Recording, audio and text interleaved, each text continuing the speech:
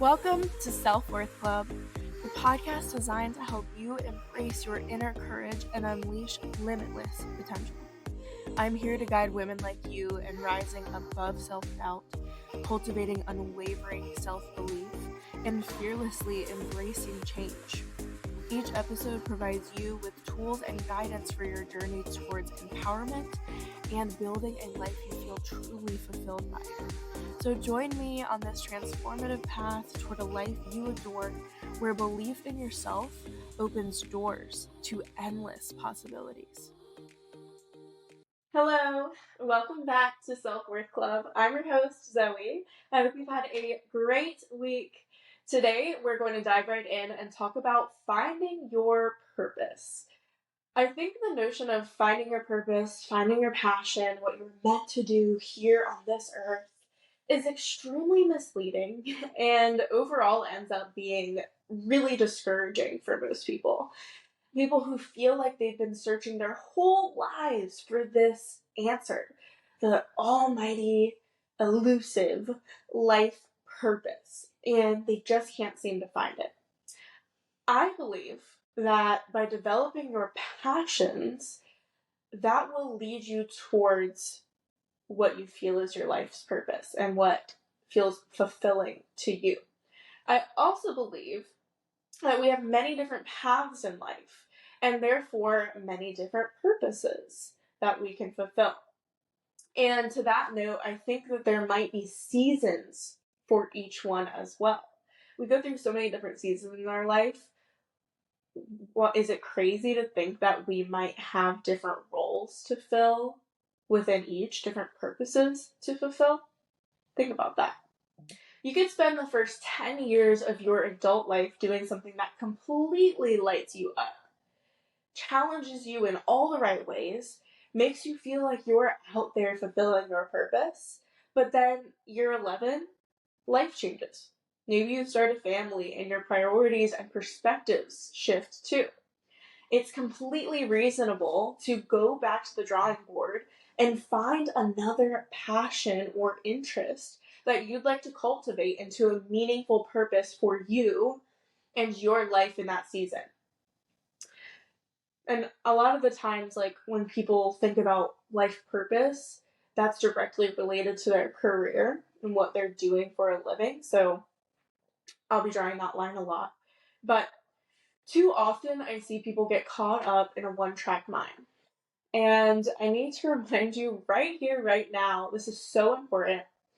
We are ever-evolving beings, living on an ever-changing planet in an unpredictable, always changing world. Don't fear the change. Embrace it. This is how you thrive. You are on a never-ending journey yourself of learning, growth, and change. So have fun with it, dude. Now, let's get into passion. Passion isn't something you have or find. It's something you develop, actually. And in this episode, I'm going to take you through the 6 characteristics of passion development. So, first, passion usually develops accidentally. It begins as an interest or an inclination. You have an unintended experience usually that triggers intrigue, whether it's a science fair experiment when you're young, elementary school, or a guest speaker in high school, or an enthusiastic college professor who made an otherwise super uninteresting, unappealing topic suddenly magical to you. And that happened to me once in college. While I wouldn't say that I was uninterested in it in the first place, I will say that I really had no idea just how interesting it would be to me once I was in it. It was an Asian religion study course that was world-opening to me, honestly. Growing up, I never felt that I, completely gelled with one religion, one way of thinking. And out of either fear, embarrassment, shame, or maybe a mix, I swept that world under the rug for as long as possible until I chose to take this class for whatever reason. Like, it was random. It was an extra one that I needed in this specific, like, type of study. And I was just like, could be cool. Let's take it. Check the box. Um, and so it really opened for me, it opened me up to the world of spirituality, defining what I believed in and seeing the overlap in all of these different religions and spiritual practices. That made me feel like for the first time, it was okay to pick and choose different parts of what I believed in. It was okay for me to be different, to think different. And I continued on being the person who created their own answers after that. So, whatever light bulb moment this was for you, and again, it may have been so long ago that, and it could be something so small that you overlook it at first. But once this interest is triggered, you need to follow the impulse and look into it. So maybe you need to draw a map of your life. Go back to the things you were interested in childhood and start exploring those if you feel like you're still looking for that thing that lights you up to follow. And we'll get a little deeper into lights you up, like that. It's tricky here, but what I'm saying is you could have overlooked it. So look back at the small things that you felt brought you joy. And sometimes the interests quickly fade, and other times you continue to seek out and learn more and experience it again and again. Number two, the second characteristic of passion development is that passion takes encouragement and exposure. In most cases, the initial encounter with the object of interest isn't enough to seal the deal of passion. In other words, it's usually not love at first sight.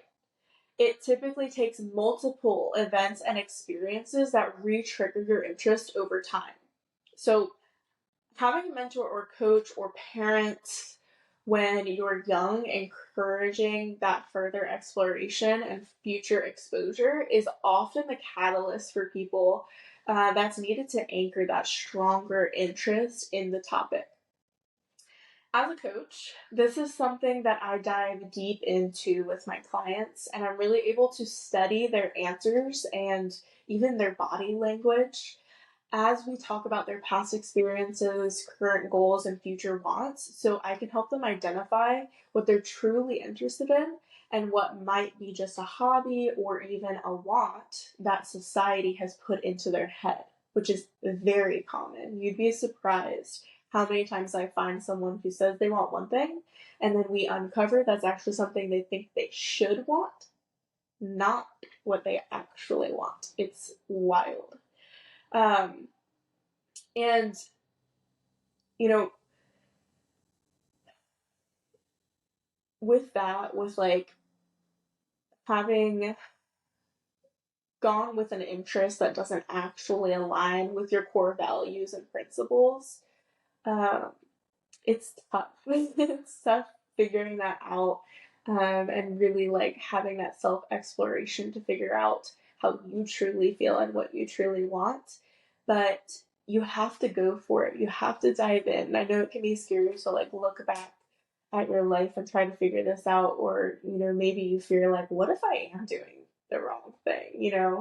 I don't want to go through switching my life. Like, we are naturally hardwired to crave comfort, to seek out what we know and what we're comfortable with, not hardwired for happiness, for finding more of it.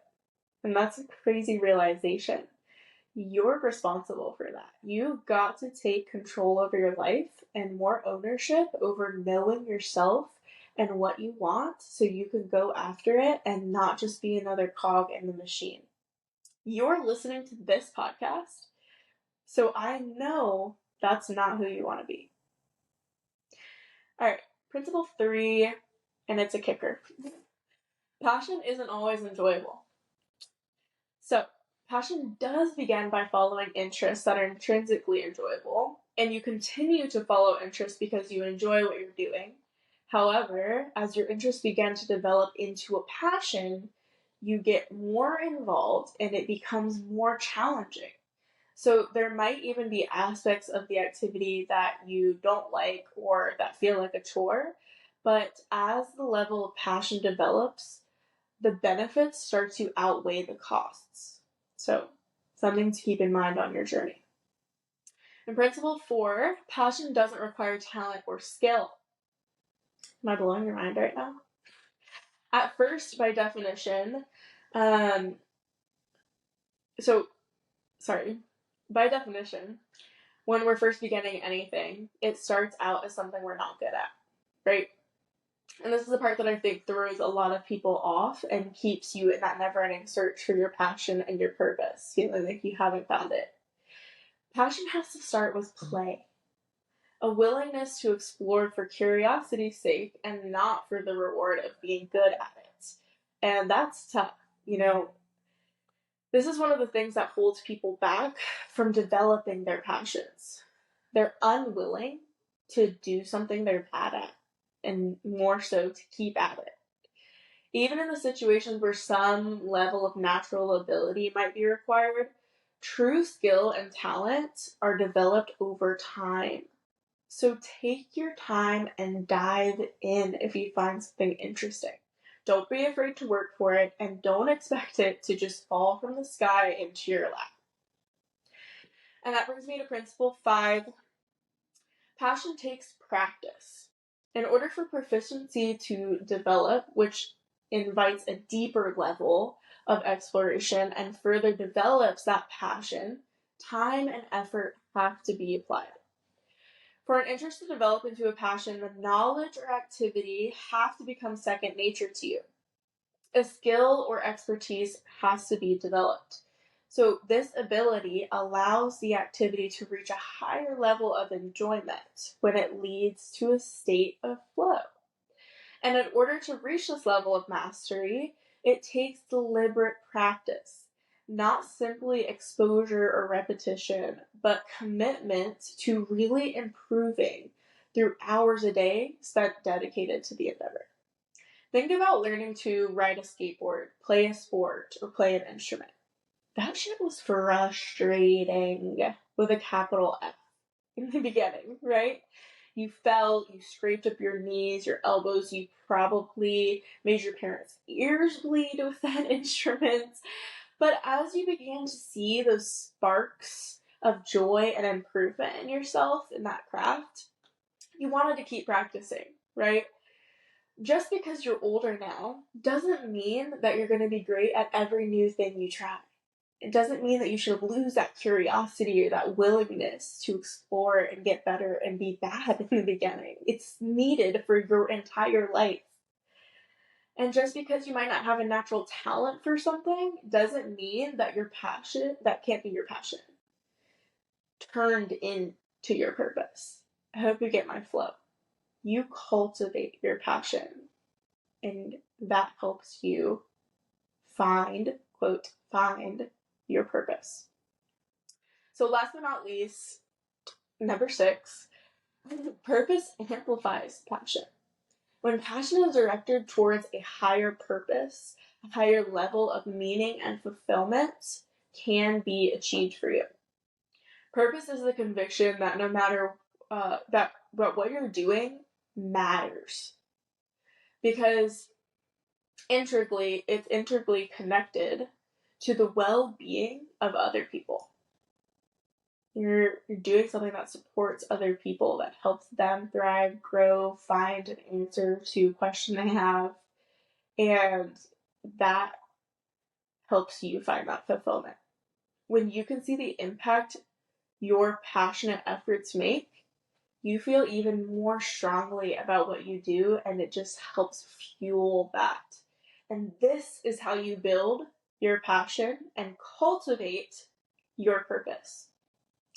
So if you're one of the many people who feel like you've been searching for your purpose for way too long, I hope that this episode gave you a new perspective and understanding of what it really means to find your purpose. You're in the driver's seat. Don't forget it. Thank you so much for tuning in to today's episode. I would love if you could share this on your stories, tag me, share it with a friend, or give me a review wherever you're listening. Your feedback truly is my fuel to keep going, keep impacting. I'll see you next time. Bye. P.S. If you love the vibes here and got something out of listening today, please screenshot and share on your story. I'd love to be tagged and hear your thoughts. My Instagram for the pod is @_selfworthclub.